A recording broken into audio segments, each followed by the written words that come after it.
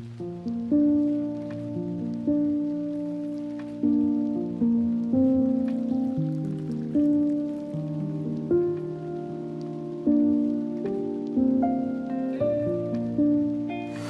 के समय अत्यधिक दर्द होना और गर्भ ना धारण कर पाना एंडोमेट्रियोसिस का लक्षण हो सकता है। नमस्कार, मैं डॉक्टर विदुषी जयाला जैन और हमारी इनफर्टिलिटी सीरीज में आज हम बात करेंगे एक बहुत ही दर्दनाक समस्या की, जिसका नाम है एंडोमेट्रियोसिस। और इससे जुड़ी हुई जितनी भी तकलीफ़ें हैं, डायग्नोसिस कैसे करा जाए और इनफर्टिलिटी की जो दिक्कत है उसके बारे में आज हम चर्चा करेंगे। तो ये जो एंडोमेट्रियोसिस है, ये हमारे गर्भाशय की एक ऐसी समस्या है जिसमें यूट्रस के अंदर की जो झिल्ली होती है, जिसको एंडोमेट्रियम कहा जाता है, वह अंदर की जगह बच्चेदानी से बाहर निकल के और ऑर्गन्स के ऊपर जम जाती है और वहाँ पे वो खून प्रोड्यूस करती है जब जब आपकी माहवारी आती है, और जिसकी वजह से काफ़ी ज़्यादा दर्द होता है और ये खून होते होते बाकी ऑर्गन्स को भी चिपका देता है। ये आखिर होता क्यों है? सबसे पहले ये जानना बहुत ज़रूरी है कि ये जो बीमारी है, इसके बारे में बहुत ज़्यादा जानकारी अभी भी हमें नहीं है। इसको हम ज़्यादातर कहते हैं कि ये ऑटोइम्यून डिसऑर्डर है। इसका मतलब कई महिलाओं में जब माहवारी आती है तो अंदर की झिल्ली से जो खून का रिसाव होता है वो यूजुअली बाहर आता है। कभी कभी कुछ खून उल्टा रेट्रोग्रेड तरीके से फैलोपियन ट्यूब्स के माध्यम से अंदर पेट में भी जाता है। लेकिन जो नॉर्मल महिला है उसमें ये खून अंदर ही अंदर जो हमारे फेगोसाइट्स और सेल्स होते हैं, हमारे शरीर के जो तत्व होते हैं, वो उन्हें पचा देते हैं और बीमारी नहीं उत्पन्न होती। लेकिन वो महिलाएं जिसमें ऑटोइम्यून डिसऑर्डर है या जेनेटिक एक कंपोनेंट है, उनमें ये खून अंदर ही अंदर जम जाता है और आगे जाके एंडोमेट्रियोसिस जैसी बीमारी को जन्म देता है। क्या क्या एरियाज हैं, क्या क्या हमारे ऑर्गन हैं जो अफेक्टेड होते हैं एंडोमेट्रियोसिस में? सबसे पहले तो गर्भाशय, जहाँ पे ये बीमारी शुरुआत होती है। ये अंदर की जो झिल्ली है एंडोमेट्रियम, इसका टिश्यू अंदर यूट्रस के दीवार में जाके खून की छोटी छोटी गांठें बना देता है, जिसको हम एडिनोमायोसिस कहते हैं। उसके बाद ये बाहर जाके अंडेदानी के ऊपर जम जाता है और खून की गांठें, जिनको एंडोमेट्रियोमा कहते हैं, उसका रूप ले लेता है। उसके अलावा फैलोपियन ट्यूब्स के ऊपर भी खून जमने की वजह से फैलोपियन ट्यूब्स अंडेदानी से व बच्चेदानी से चिपक जाती हैं और इनका ब्लॉकेज भी हो जाता है। उसके अलावा आंतें और आगे पेशाब की थैली पे भी और पेरिटोनियम, मतलब अंदर की पूरे पेट की झिल्ली पे भी इसका जो है अफेक्ट देखा गया है, और वो छोटे छोटे खून के चिकत्तों से लेके बड़ी बड़ी खून की गांठों तक का रूप ले सकते हैं। इसीलिए एंडोमेट्रियोसिस को हम लोग ग्रेडिंग करते हैं, मतलब कि minimal, mild, moderate and severe grade. इसके हिसाब से कि कौन सा हमारा अंग जो है वहाँ अफेक्ट हुआ है और उसके अंदर जो खून की गांठ है उसका साइज़ कितना है, उसके हिसाब से हम बोलते हैं कि महिला को मिनिमल मतलब कम बीमारी है, माइल्ड भी कम बीमारी है, मॉडरेट और सीवियर मतलब स्टेज 3 और 4 मतलब कि ज़्यादा सीवियर बीमारी है। तो ये तो था कि होता क्यों है और क्या क्या ग्रेडिंग है। लेकिन वो क्या लक्षण हैं जिनकी वजह से आपको ये शक होना चाहिए कि कहीं आपको एंडोमेट्रियोसिस तो नहीं है? तो कुछ जो बहुत ज़रूरी लक्षण है, सबसे पहला आपके मासिक धर्म के दौरान, मतलब कि आपके पीरियड्स के दौरान अत्यधिक दर्द होना। यह दर्द जो स्वाभाविक दर्द होता है उससे कुछ अलग होता है, क्योंकि स्वाभाविक जब दर्द होता है लड़कियों को, ज़्यादातर वो जो महीना है उसकी शुरुआत जब होती है रक्त प्रवाह के साथ साथ वो होता है और एक दिन में ठीक भी हो जाता है, जो नॉर्मल दर्द है, और महिला को इतना दर्द नहीं होता कि वो काम ना कर सके या उसको इंजेक्शन की ज़रूरत पड़े। लेकिन जो एंडोमेट्रियोसिस का दर्द होता है, सबसे पहले वो बहुत ही ज़्यादा अधिक तीव्र होता है। वो माहवारी शुरू होने से पहले 1-2 दिन पहले भी शुरुआत हो सकती है। नीचे जो पेट है उस जगह पे तेज़ दर्द होता है, पीठ पे भी दर्द हो सकता है, और साथ में ये दर्द माहवारी के ब्लीडिंग शुरू होने के बाद भी और ख़त्म होने के बाद भी बना रहता है। धीरे धीरे ये दर्द क्रॉनिक पेल्विक पेन का रूप भी ले सकता है, मतलब कि ये महिला पूरे टाइम सीवियर पेन से पीड़ित रहती है और नीचे का हिस्सा होता है जो पेट का, वो सूजा रहता है और दर्द से भरा रहता है। तो ये था सबसे इम्पॉर्टेंट पॉइंट, मतलब कि पेन, दर्द एक बहुत ही ज़रूरी कंपोनेंट है इस बीमारी का। दूसरी चीज़ निसंतानता। कई कपल्स देखा गया है आजकल, जो हमारी जो नेशनल काउंसिल्स हैं और इंटरनेशनल बॉडीज़ हैं वो स्टडीज़ करते हैं, और उन्हें पता चला है कि 25 से 50% महिलाएं जो कंसीव करने के लिए, गर्भ धारण करने की कोशिश कर रही हैं, उनमें 25 से 50% महिलाएं जो हैं उनमें एंडोमेट्रियोसिस कारण है इनफर्टिलिटी का। तो ये बहुत ज़रूरी कारण है। तो अगर आपकी माहवारी जो है बहुत ज़्यादा दर्दनाक है और साथ में आप गर्भ धारण नहीं कर पा रही हैं, तो एंडोमेट्रियोसिस हो सकता है।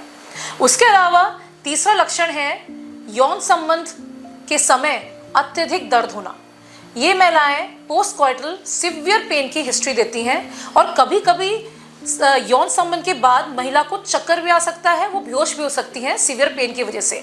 उसके अलावा बाकी लक्षण जो हैं वो है पेशाब के दौरान और इवन मल, मतलब कि लेटरिन जाने के टाइम पे भी सिवियर पेन हो सकता है, जो पूरा मरोड़ की तरह आंत पूरी आपकी दर्द करती है, और साथ में पीठ दर्द भी होता है।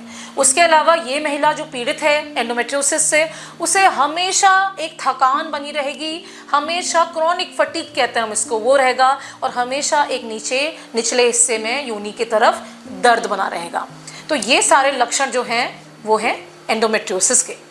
तो जब ये लक्षण किसी में होते हैं तो कई बार महिलाएं इसको इग्नोर भी करती हैं। हमने देखा है कि इस बीमारी की जागरूकता अभी भी पब्लिक में बहुत कम है, और इनफैक्ट कई डॉक्टर्स भी हैं जो अभी भी जागरूक नहीं हैं इस बीमारी के संबंध में। तो इसलिए मेरी ये अपील है सबसे कि अगर आपको कभी भी अत्यधिक दर्द हो रहा है पीरियड्स में या यौन संबंध के टाइम पे, तो आप ज़रूर अपने डॉक्टर को कंसल्ट करिए और इसका डायग्नोसिस बनवाइए। तो कैसे कैसे हम इसका डायग्नोसिस कर सकते हैं?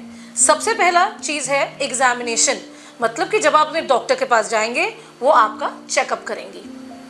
नॉर्मल चेकअप जो हम करते हैं, पेल्विक एग्जामिनेशन कहते हैं, इंटरनल चेकअप, उसमें भी कई बड़ी ज़रूरी बातें हैं जो पता चलती हैं, जैसे कि तेज़ दर्द होना। जब एग्जामिनेशन करा जाता है उस समय अगर महिला को जो गर्भ है, जो बच्चेदानी है, उसमें अगर तेज़ दर्द होता है तो वो एक लक्षण है। उसके अलावा नीचे लेट्रिन के और यूट्रस के बीच में जो थैली होती है वहाँ पे कभी कभी खून की गांठें भी महसूस होती हैं।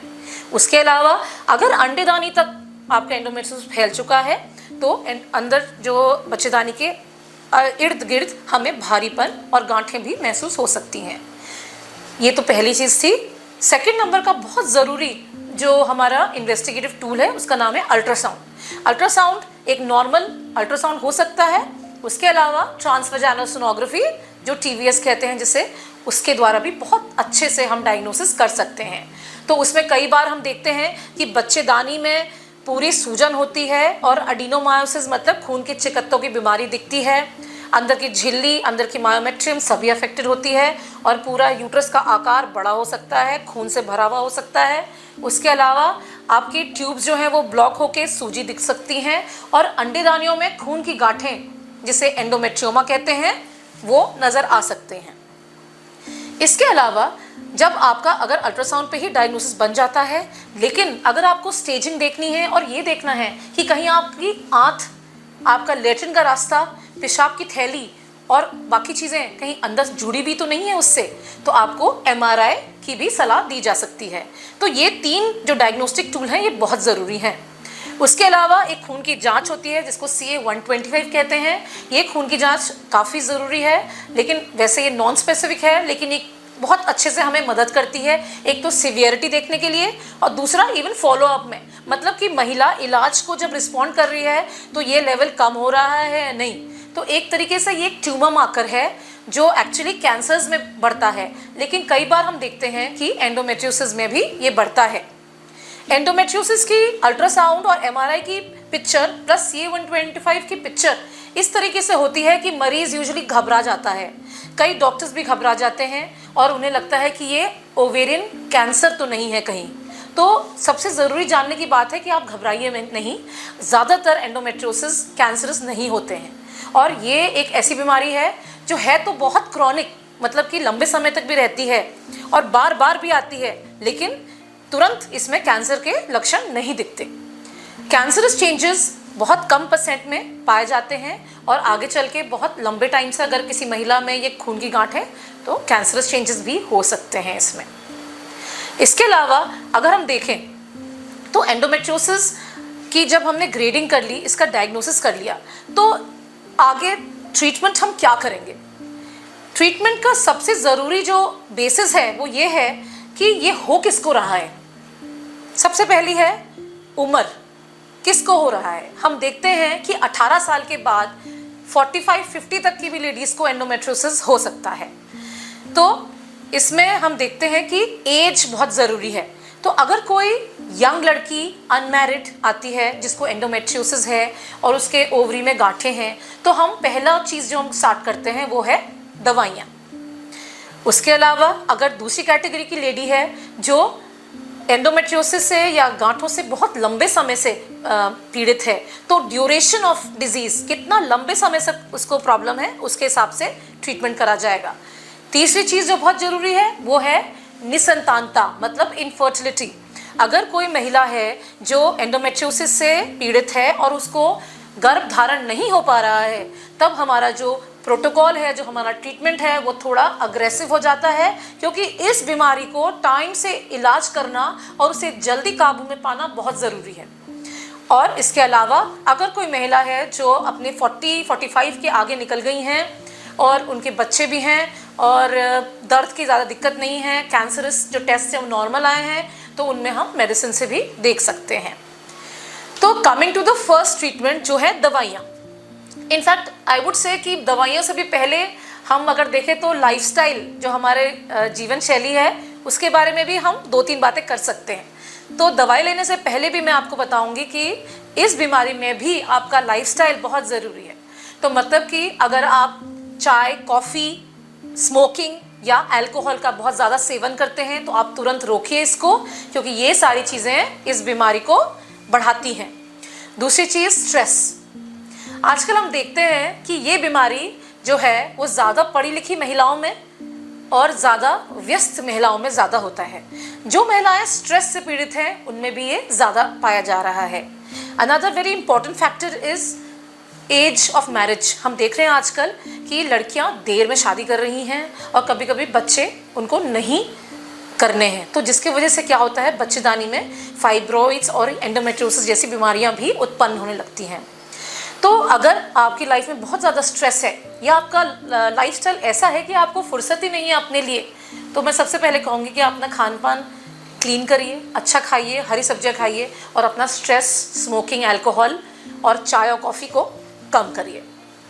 इसके अलावा ओमेगा, विटामिन ई और एंटीऑक्सीडेंट्स का सेवन भी इसमें मदद करता है।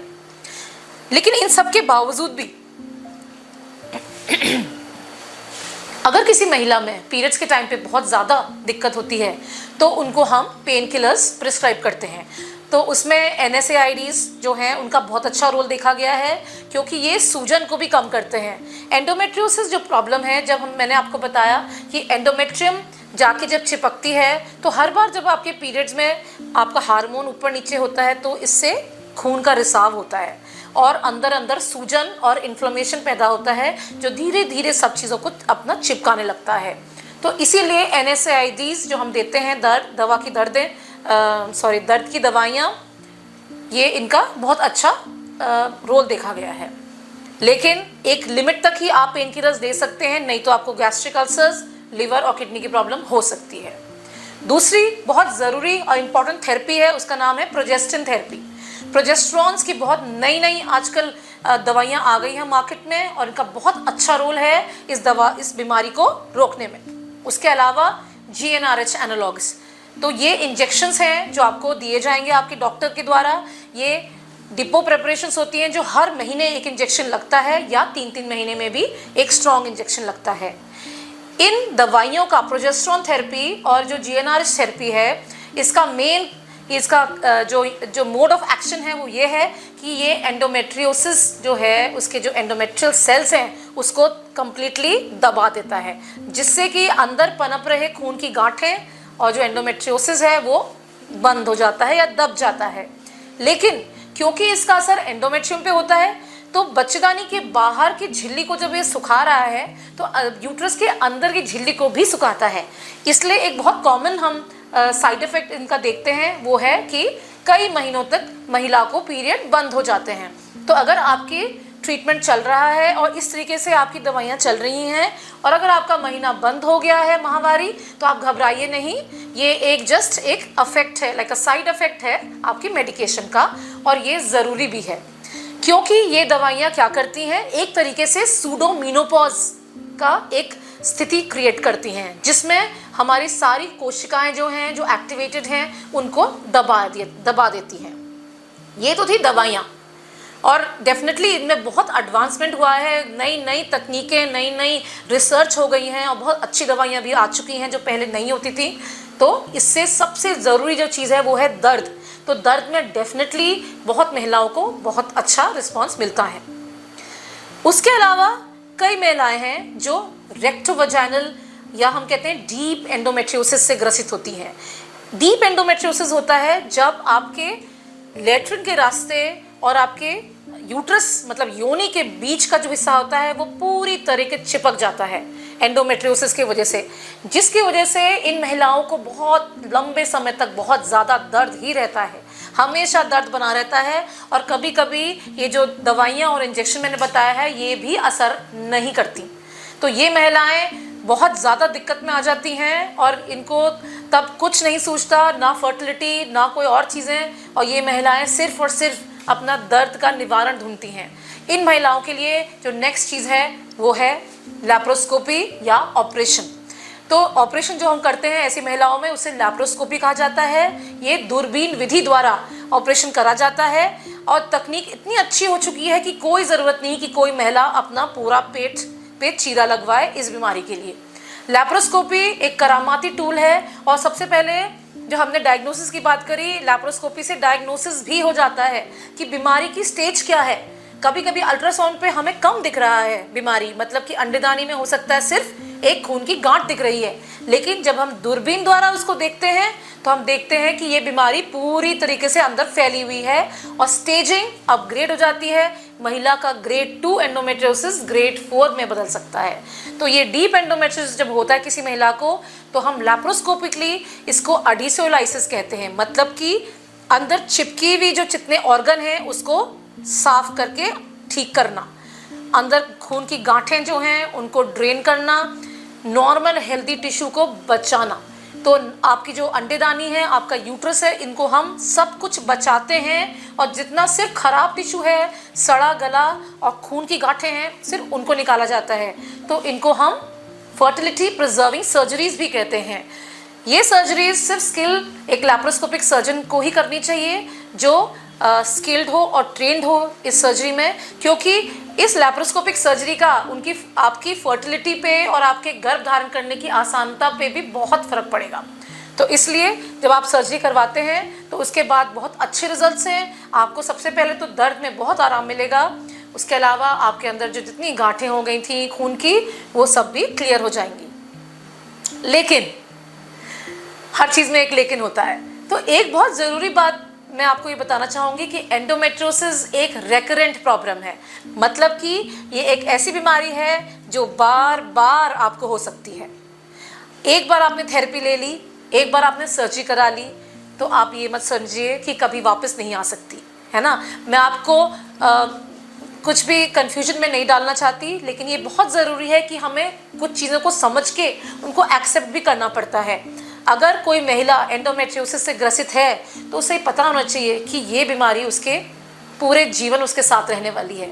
इसीलिए आप बार बार अपने डॉक्टर से ट्रीटमेंट लीजिए और बीमारी को कंट्रोल करके रखिए। जब कोई महिला सर्जरी करवाती है उसके बाद हम लोग कोशिश करते हैं कि जितना टाइम गैप हमें मिल रहा है जिसमें उसको बीमारी नहीं है, डिजीज़ फ्री इंटरवल, उसमें वो गर्भ धारण कर ले। तो ये महिलाएं जिनके बच्चे नहीं हैं और जो गर्भ धारण करना चाहती हैं, सर्जरी के बाद उनको नेक्स्ट स्टेप जो आता है वो है इनफर्टिलिटी ट्रीटमेंट। इनफर्टिलिटी ट्रीटमेंट हम कभी कभी बिना सर्जरी के भी दे सकते हैं। अगर कोई महिला है जिसमें छोटी सी गांठ है या उसमें हम कहते हैं कि फेलोपियन ट्यूब्स हमने टेस्ट करी और खुली हुई हैं और बहुत माइल्ड डिजीज़ है, तो उनमें भी हम इनफर्टिलिटी ट्रीटमेंट दे सकते हैं। तो नेक्स्ट टॉपिक जो इम्पॉर्टेंट है वो है इनफर्टिलिटी ट्रीटमेंट इन एंडोमेट्रियोसिस। इनफर्टिलिटी ट्रीटमेंट कभी कभी एंडोमेट्रियोसिस में बहुत जटिल भी होता है, क्योंकि इन महिलाओं में कभी कभी अल्ट्रासाउंड पे कुछ ना दिखने के बावजूद भी अगर एंडोमेट्रियोसिस है तो उसमें सब फर्टिलिटी हो जाती है। मतलब कि कुछ भी ना मिलने की वजह से, कोई कारण ना दिखने के बाद भी महिला कंसीव नहीं कर पाती है। तो ये कभी हम कहते हैं सटल, मिनिमल या माइल्ड एंडोमेट्रियोसिस। तो उसमें हम क्या करते हैं, दवाइयाँ चलाते हैं और साथ साथ में अंडा बनाने की प्रक्रिया जिसको कहते हैं ओव्यूलेशन इंडक्शन, और साथ में IUI की प्रक्रिया भी करी जाती है। तो ये महिलाएं, कई सारी महिलाएं इस प्रोसीजर से कंसीव कर जाती हैं एंड बहुत अच्छी उनको इससे रिजल्ट मिलते हैं। लेकिन अगर कोई महिला है जिसकी सर्जरी हो चुकी है या उसकी स्टेज 3 एंड स्टेज 4 है, तो मैं ये बताना चाहूँगी आपको कि ये जो सिंपल इनफर्टिलिटी के हमारे ट्रीटमेंट है, ये ज़्यादातर इनमें कारगर नहीं रहते और इन महिलाओं को IVF का रास्ता लेना पड़ता है, IVF का सहारा लेना पड़ता है। और हम देखते हैं कि IVF एक बहुत ज़्यादा सक्सेसफुल ट्रीटमेंट है एंडोमेट्रियोसिस के लिए। तो कई महिलाएं जो दर्द से, निसंतानता से बहुत लंबे समय से पीड़ित हैं, तो उन लेडीज़ में आप सबसे पहले पेन रिलीफ के लिए जाइए और जब आपका दर्द ठीक हो जाए उसके बाद आप तुरंत अपनी फर्टिलिटी के लिए जाइए। तो ट्रीटमेंट लीजिए और अगर कुछ भी काम नहीं कर रहा है तो एंडोमेट्रियोसिस में जल्द से जल्द हम लोग IVF स्टार्ट करते हैं। IVF में भी कुछ जटिलताएं हमें आती हैं। तो IVF में एंडोमेट्रियोसिस में क्या जटिलताएं आ सकती हैं? सबसे पहली चीज़, कभी कभी आपके अंडेदानी बार बार खून की गांठों की वजह से बहुत हार्ड हो जाती है और उसमें जो नॉर्मल नेचुरल अंडे हैं वो नहीं पनप पाते। तो ऐसे में कई बार हम देखते हैं कि अंडे की मात्रा और अंडों की क्वालिटी में बहुत एक फ़र्क आ जाता है और उनकी क्वालिटी बहुत कम हो जाती है। ये बहुत ज़्यादा देखा गया है कि एंडोमेट्रियोसिस में कई टॉक्सिन्स और कई हम लोग कहते हैं कि कोई प्रोडक्ट्स निकलते हैं हमारे खून की गांठों से जो अच्छे अंडे को भी ख़राब कर देते हैं। तो सबसे पहली चीज़ है अंडे की हेल्थ। तो आप IVF जब शुरू करते हैं उसमें भी आप पहले एंटीऑक्सीडेंट्स लीजिए, अपनी बीमारी को दबाइए दवाइयों से और उसके बाद स्टिमुलेशन स्टार्ट करिए ताकि जो अंडे पनपें उनकी क्वालिटी और क्वांटिटी अच्छी मात्रा में हो। उसके बाद सेकंड डिफ़िकल्टी जो हमें IVF में आती है वो है फर्टिलाइजेशन की, क्योंकि अंडों की क्वालिटी में कभी दिक्कत आ सकती है। तो हम देखते हैं कि इसमें DNA फ्रैगमेंटेशन भी बहुत ज़्यादा होता है, मतलब कि अंडे की क्वालिटी में कमी होती है और कई बार अगर ये एम्ब्रियो बन भी जाते हैं तो उनकी क्वालिटी थोड़ी इन्फीरियर हो सकती है। तो इसलिए ये IVF में भी जो सक्सेस रेट है, इट इज़ नॉर्मली अगर हम मानते हैं कि 70 to 80% सक्सेस रेट एक नॉर्मल कपल में हो सकता है, तो एंडोमेट्रियोसिस के कपल में IVF की सक्सेस थोड़ी कम 50% तक की भी हो सकती है। लेकिन इसमें उम्मीद हारने की ज़रूरत नहीं है। IVF से कई कपल्स फर्टिलिटी उनकी ठीक हुई है और उन्हें बच्चे की प्राप्ति भी हुई है। तो जब फर्टिलाइजेशन अगर नहीं होता है इन कपल्स में तो हम लोग ICSI का भी सहारा लेते हैं। तो ये सारी प्रॉब्लम्स जो हैं ये आ सकती हैं। एक और प्रॉब्लम जो आ सकती है वो है जब हम लोग स्टिमुलेट करते हैं इन लेडीज़ को तो कभी कभी खून की गांठें भी पनपती हैं। तो कभी कभी खून की गांठों को भी हमें ड्रेन करना पड़ता है ओवम पिकअप के टाइम पे और उसके वजह से खून की गांठें या थोड़ा सेप्सिस भी हो सकता है और महिला को और महिलाओं के कंपैरिजन में थोड़ा ज़्यादा दर्द हो सकता है। इसके अलावा प्रेगनेंसी होने के बाद भ्रूण का अबॉर्शन के रिस्क भी थोड़े बढ़ जाते हैं, इसीलिए प्रॉपर रेस्ट, प्रॉपर ट्रीटमेंट बहुत ज़रूरी है। तो अगर देखा जाए तो हम कहते हैं कि एंडोमेट्रियोसिस खूबसूरत महिलाओं की बीमारी है। ये जो प्रॉब्लम है ये ईस्ट्रोजन डिपेंडेंट है और जिन महिलाओं में ईस्ट्रोजन ज़्यादा होता है वो बहुत खूबसूरत होती हैं। तो आप अपनी खूबसूरती का ध्यान रखिए, लेकिन अगर आपको लगता है कि आपके पीरियड्स बहुत ज़्यादा पेनफुल हैं या आपको यौन संबंध के बाद बहुत ज़्यादा दर्द होता है या आप माँ नहीं बन पा रही हैं तो आप हिचकिए नहीं, आप देर मत करिए, आप अपने डॉक्टर के पास जाइए, अपनी जांचें कराइए और अगर एंडोमेट्रियोसिस से आप ग्रसित हैं तो उसका इलाज लीजिए। Thank you so much, take care, नमस्कार।